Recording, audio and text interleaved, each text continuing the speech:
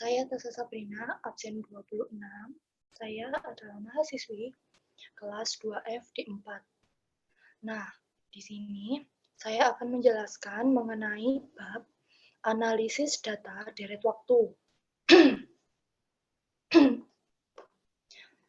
Data masa lalu itu sangat penting bagi perusahaan, terutama untuk menaksir pada periode yang akan datang, sehingga dapat diketahui berapa jumlah yang akan dijadikan rencana di masa yang akan datang.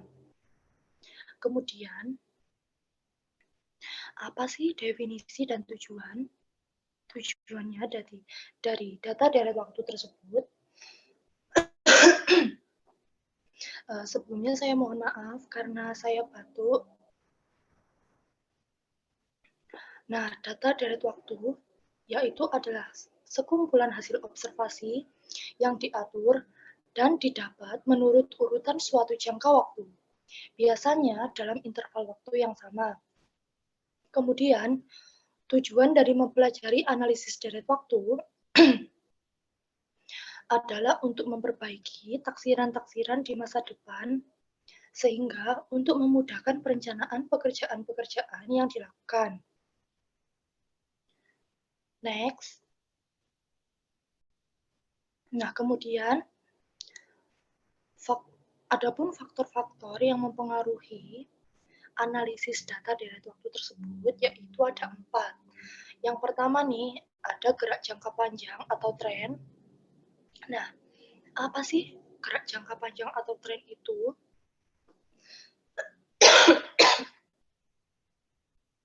Nah, gerak jangka panjang atau tren itu yaitu adalah perkembangan atau kemunduran yang berangsur-angsur dari suatu deretan peristiwa dalam jangka panjang. Nah, tren ini itu dibagi menjadi 2, yaitu tren naik dan yang kedua adalah tren turun. Nah, kemudian selanjutnya ada gerak siklis, yaitu adalah perkembangan yang turun naik di sekitar tren. Jadi, perkembangan tersebut itu bisa turun, bisa juga naik. Kemudian yang ketiga, itu ada gerak musiman. Nah, gerak musiman ini adalah perubahan-perubahan dalam dunia usaha yang disebabkan oleh faktor-faktor musim. Dan kemudian yang terakhir atau yang keempat itu ada gerak reguler atau residu, di mana perubahan perekonomian yang disebabkan oleh segala sesuatu yang bersifat tidak teratur dan sukar dikuasai. Next.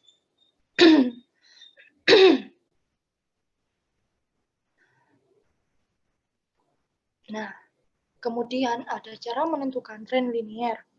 Itu ada 4, yaitu ada yang pertama metode freehand, kemudian yang kedua ada metode setengah rata-rata.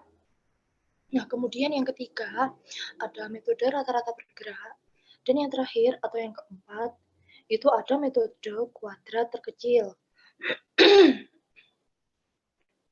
Nah, dari keempat cara menentukan tren linear tersebut, kita akan membahasnya satu persatu, yaitu next.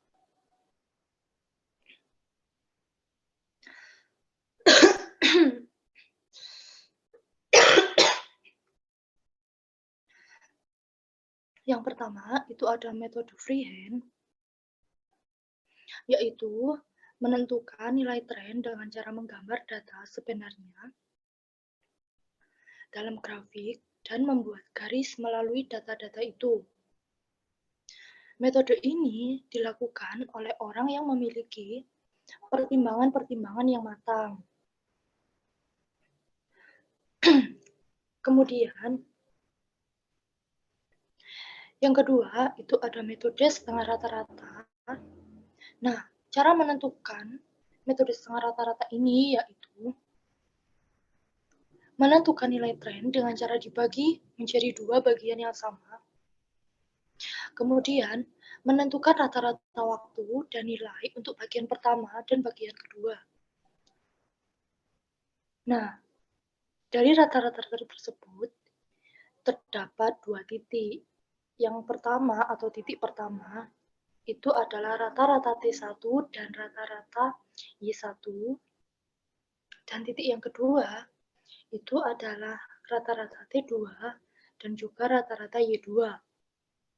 Sehingga dapat ditentukan pertambahan atau penurunan dengan rumusnya yaitu pertambahan atau penurunan per periode yaitu sama dengan rata-rata Y2 dikurangi rata-rata Y1 dibagi rata-rata T2 dikurangi rata-rata T1. Nah, dari pertambahan atau penurunan dapat ditentukan nilai tren dengan rumus Y sama dengan A0 plus BX. Nah, di mana Y tersebut adalah nilai tren, kemudian A0 adalah rata-rata nilai pada bagian pertama atau kedua, kemudian B, pertambahan atau penurunan per periode, dan yang terakhir ada X, waktu yang sudah disesuaikan atau awal tahun.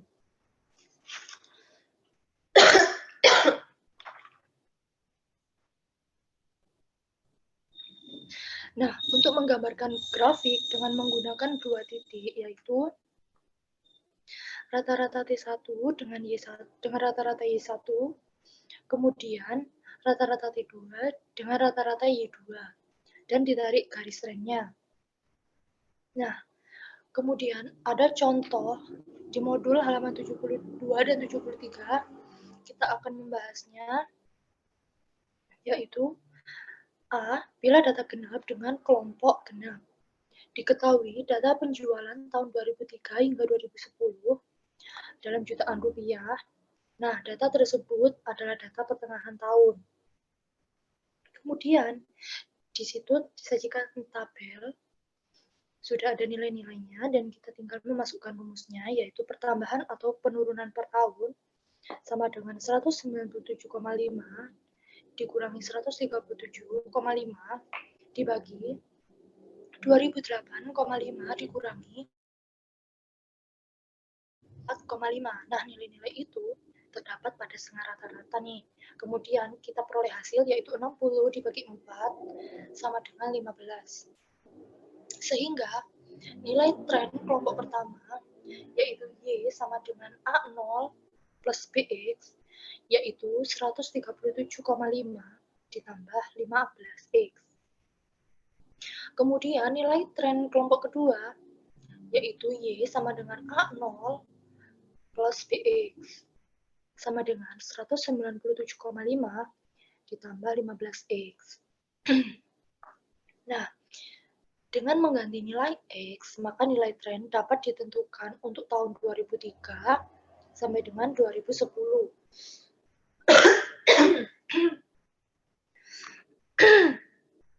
Kemudian yang B, itu ada data ganjil. Nah, itu dengan kelompok ganjil.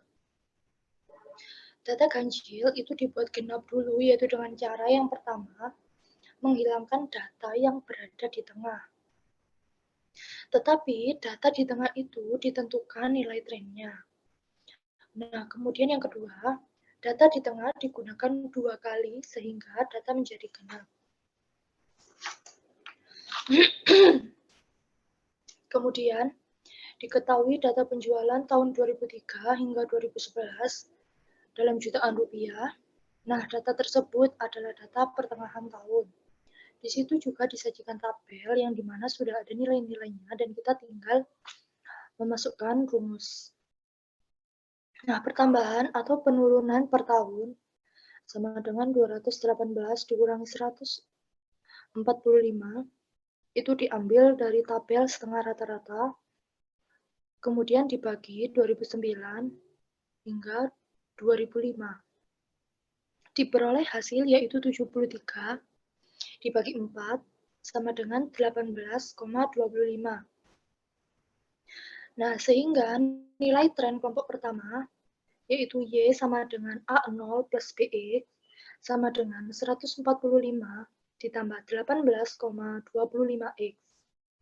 Kemudian nilai tren kelompok kedua yaitu Y sama dengan A0 plus BX sama dengan 218 plus 18,25X. Next.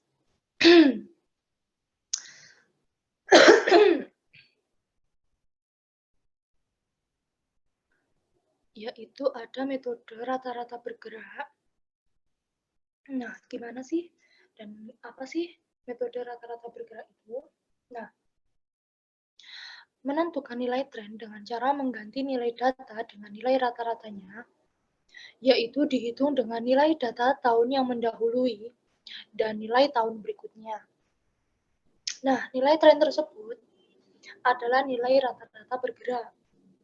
Tapi metode ini itu mempunyai kelemahan. Nah, kelemahannya yaitu nilai tren di awal dan di akhir itu tidak ada. Kemudian, seperti yang tadi, ada contoh soal di modul halaman 73 dan 74, dan kita akan membahasnya. Nah, diketahui data penjualan tahun 2003 hingga 2011 soalnya masih sama ya, dalam jutaan rupiah. Nah, jika nilai tren dengan metode rata-rata bergerak 4 tahun dan 5 tahun, maka nilai trennya adalah sebagai berikut. Nah, di situ sudah ada tabelnya dan sudah ada nilainya, yaitu rata-rata bergerak per tahun dan juga rata-rata bergerak per 5 tahun. Kemudian next,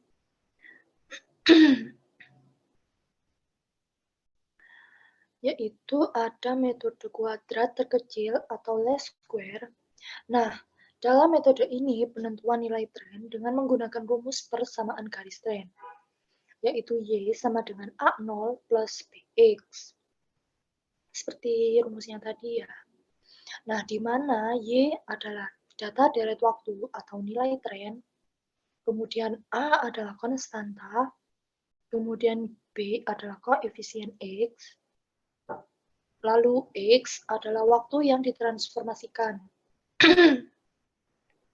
Nah, jika data ganjil, maka transformasi untuk X sama dengan T min T, median, dan jika data genap, transformasi untuk X sama dengan 2 adalah T min T median.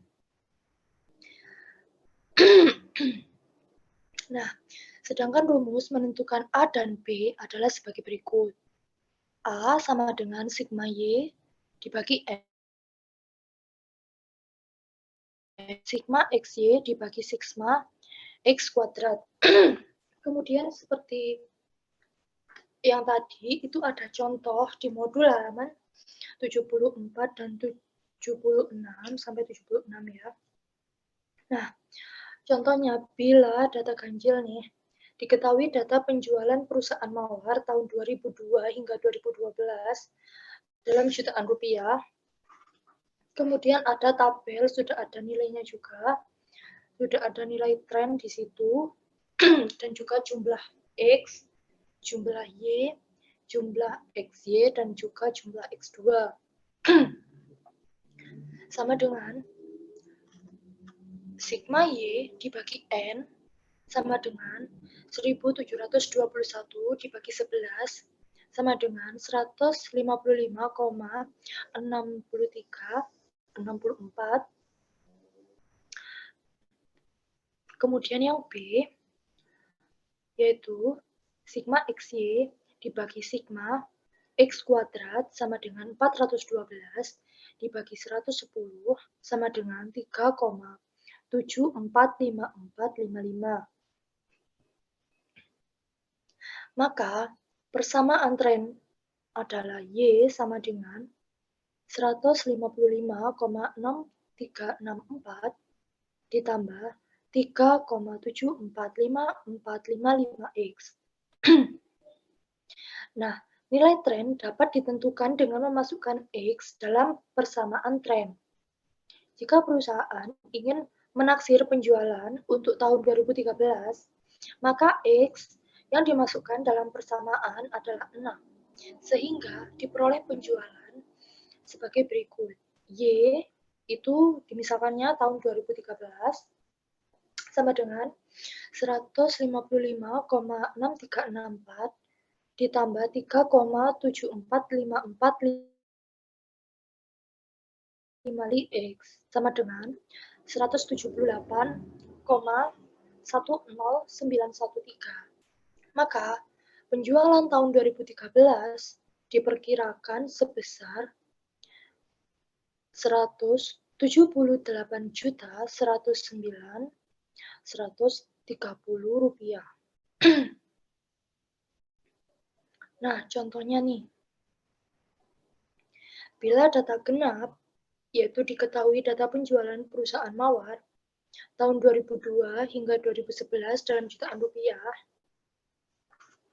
Kemudian di situ ada tabel, sudah ada nilai trennya, sudah ada jumlah Y-nya, sudah ada jumlah X-nya, sudah ada jumlah XY, dan juga sudah ada jumlah X kuadrat. Jadi kita tinggal memasukkan ke dalam rumusnya, yaitu A sama dengan sigma Y sama dibagi N sama dengan 1532 dibagi 10 sama dengan 153,2. Kemudian yang B yaitu sigma XY dibagi sigma X2 sama dengan 556 dibagi 330 diperoleh jumlah 1,684848. Maka persamaan tren Y adalah Y sama dengan 153,2 ditambah 1,684848 X.